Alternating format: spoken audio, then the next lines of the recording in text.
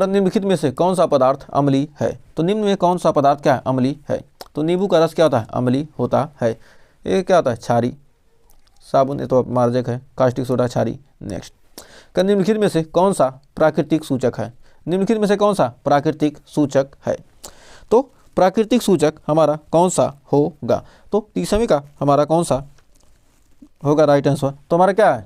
फिनाइलएप्थिलीन। ये तो प्राकृतिक सूचक नहीं है। मिथाइल ऑरेंज ये भी नहीं है। ये दोनों क्या है? ये तो कृत्रिम है, बनाए गए।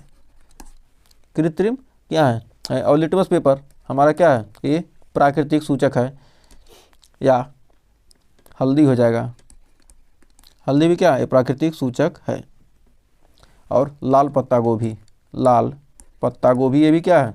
प्राकृतिक सूचक है। लाल पत्ता गोभी।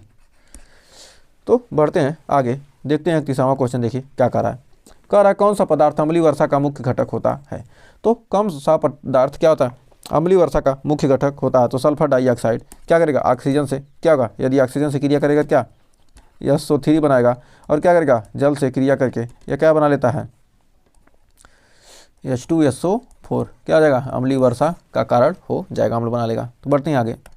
कर हाइड्रोक्लोरिक अम्ल का रासायनिक सूत्र क्या है? तो हाइड्रोक्लोरिक अम्ल का रासायनिक सूत्र क्या है? हमारा हो जाएगा HCl, यानी ऑप्शन नंबर ए। तो बढ़ते हैं 33वें क्वेश्चन की तरफ। कर सोडियम हाइड्रोक्साइड का रासायनिक सूत्र। सोडियम हाइड्रोक्साइड NaOH क्या हमारा सोडियम हाइड्रोक्साइड का सूत्र है? क्या? NaOH, यानी ऑप्शन नंबर हो जाएगा सी। तो बढ़ते हैं अगले क्वेश्चन की तरफ। कह रहा है अम्लीय विलयन में हाइड्रोजन आयन की सांद्रता कैसी होती है? तो कह रहा है अम्लीय विलयन में हाइड्रोजन आयन की सांद्रता कितनी होगी? तो अम्लीय कोई विलयन है उसमें हाइड्रोजन आयन की सांद्रता कितनी होती है? तो हमारी क्या होगी? अधिक। हाइड्रोजन क्या होगा? अम्लीय विलयन क्या? हाइड्रोजन आयन अधिक होगा, तभी तो क्या है? अम्ल। H+ आयन की सांद्रता अधिक होगी तभी तो अम्ल बनेगा। नेक्स्ट, कह रहा बेकिंग सोडा का रासायनिक नाम क्या है? तो हमारा sodium carbonate Na2CO3, sodium bicarbonate NaHCO3, और सोडियम हाइड्रोक्साइड NaOH, और हमारा सोडियम क्लोराइड का नाम है क्या? NaCl। कह रहा बेकिंग सोडा का नाम क्या? सोडियम बाइकार्बोनेट, यानी ऑप्शन नंबर बी। 35 का आंसर हो जाएगा क्या? Option number B. Sodium bicarbonate को क्या कहते हैं? बेकिंग सोडा कहते हैं। नेक्स्ट, तो निम्नलिखित में से कौन सा लवण का क्या एक उदाहरण है? तो निम्न में से क्या है? कौन सा लवण का एक उदाहरण है?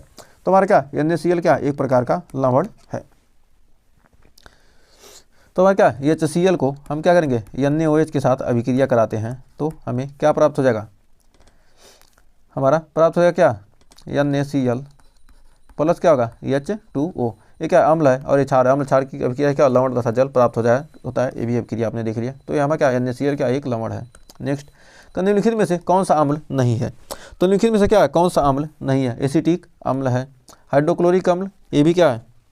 अम्ल लिखा ही है। सोडियम हाइड्रोक्साइड ये तो क्या है? यह क्षार है। सल्फ्यूरिक ये तो अम्ल है। तो हमारा क्या होगा? क्षार पूछ रहा है, कौन सा क्षार है? बाकी सारे अम्ल है। तो यानी ऑप्शन नंबर सी हमारा क्या हो जाएगा? यही आंसर हो जाएगा। 28वां कह रहा अम्ल का pH मान होता है। जो हमारा अम्ल है उसका pH मान कितना होता है? तो हम जानते हैं 0 से 7 तक क्या आते हैं? अम्ल, और 7 से ऊपर क्या आते हैं? क्षार होते हैं। तो इतने क्या है? बेस हैं, और क्या है? इतने क्षार हैं। तो 7 से अम्ल का pH मान क्या होता है? 0 से 7 के बीच, यानी ऑप्शन नंबर ए हो जाएगा सही। तो बढ़ते हैं अगले क्वेश्चन तरफ। कर हाइड्रोक्साइड आयन OH- आयन का उच्चतम सांद्रण कितना होता है? तो सबसे उच्चतम सांद्रण किस में होता है? तो क्या होगा? क्षार में। OH- की क्या होगी? क्षार क्या होगा?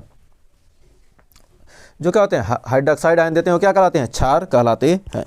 नेक्स्ट, कर निम्नलिखित में से कौन सा एक क्षार है? HCl अम्ल है। NaOH यही तो क्या है? हमारा क्षार है। H2SO4 अम्ल है। ये भी क्या? CH3COOH अम्ल है। तो क्या है? यहाँ पर क्षार पूछ रहा है क्या? Option number B. नेक्स्ट, कर लवण बनाने की प्रक्रिया को क्या कहते हैं? तो लवण बनाने की प्रक्रिया को हम क्या कहते हैं? तो ऑप्शन नंबर हो जाएगा सी, तटस्थीकरण। तो तटस्थीकरण या इसी को कहते हैं क्या? उदासीनीकरण। उदासीनीकरण। तो दो नाम याद रखिए, उदासीनीकरण या तटस्थीकरण। तो कहीं उदासीनीकरण नहीं हो रहा तो क्या होगा? नींबू में कौन सा अम्ल पाया जाता है? तो हाइड्रोक्लोरिक अम्ल हमारा क्या? HCl जल। हमारा एसिटिक अम्ल क्या, CH3COOH। और हमारा साइट्रिक अम्ल, इसी को क्या कहते हैं, सिट्रिक अम्ल। और लैक्टिक अम्ल किस में पाया जाता है, दही में। तो नींबू में कौन सा अम्ल पाया जाता है?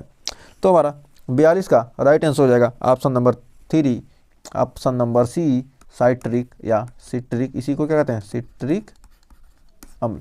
तो नींबू में कौन सा अम्ल पाया जाता है, सिट्रिक या साइट्रिक अम्ल पाया जाता है। नेक्स्ट, करा जब अम्ल और क्षार की अभिक्रिया होती है तो क्या उत्पन्न होता है? जब अम्ल और क्षार की अभिक्रिया होगी तो लवण और जल बनते हैं, ये बात तो कई बार आप पर देख चुके हैं। नेक्स्ट, निम्नलिखित में से कौन सा पदार्थ घरेलू एजेंट के रूप में उपयोग किया जाता है? तो कौन सा पदार्थ क्या होता है, घरेलू एजेंट के रूप में प्रयोग किया जाता है? तो हमारा राइट आंसर हो जाएगा सोडियम बाइकार्बोनेट, यानी NaHCO3, यानी ऑप्शन नंबर ए। नेक्स्ट, कर अम्ल और क्षार की आर्टीनियस सिद्धांत के अनुसार परिभाषा लिखिए। तो आर्टीनियस नहीं हो जाएगा, ये हो जाएगा क्या, आर्हेनियस। आर्हेनियस सिद्धांत के अनुसार परिभाषा लिखिए। ये क्या है, आर्हेनियस। आर्हेनियस के सिद्धांत द्वारा क्या करना, इसका परिभाषा लिखना है। तो आर्हेनियस, तो अम्ल और क्षार के आर्हेनियस सिद्धांत के अनुसार परिभाषा कर अम्ल आर्हेनियस के अनुसार वे पदार्थ जो जलीय विलयन में अपघटित होकर क्या करते हैं, H+ आयन सांद्रता देते हैं, वे क्या कहलाते हैं, अम्ल कहलाते हैं। तो क्या है हमारा HCl, HCl क्या है, हमारा अम्ल है। तो हमारा क्या HCl अम्ल है, HCl। ये अभिक्रिया करके क्या बनाएगा, H+ और Cl- क्या करते हैं, देते हैं। क्या होगा, जलीय विलयन का अपघटित होकर क्या H+ Cl- दे देगा। ये हमारा H2SO4 है, H2SO4। ये भी क्या होगा, जलीय विलयन क्या होगा, H+ और 2H+ और प्लस SO4 देता है। यदि HNO3 ले लेते हैं, HNO3, तो हमारा क्या होगा, ये भी H+ और NO3- क्या करेगा, बनाएगा। अब आर्हेनियस के अनुसार वे पदार्थ जो जलीय विलयन में अपघटित होकर हाइड्रोक्साइड आयन देते हैं, क्या कहलाते हैं, क्षार कहलाते हैं। उदाहरण के लिए क्या है, हमारा हो जाएगा NaOH। NaOH ये क्या है, जलीय विलयन में Na+ और क्या करेंगे, जो OH- देगा, OH- दे देगा। यहीं पर पोटेशियम हाइड्रोक्साइड KOH लेते हैं तो क्या करेगा, ये K+ देगा और प्लस OH- देते हैं। तो उम्मीद है यहाँ आपके कोई डाउट नहीं होंगे।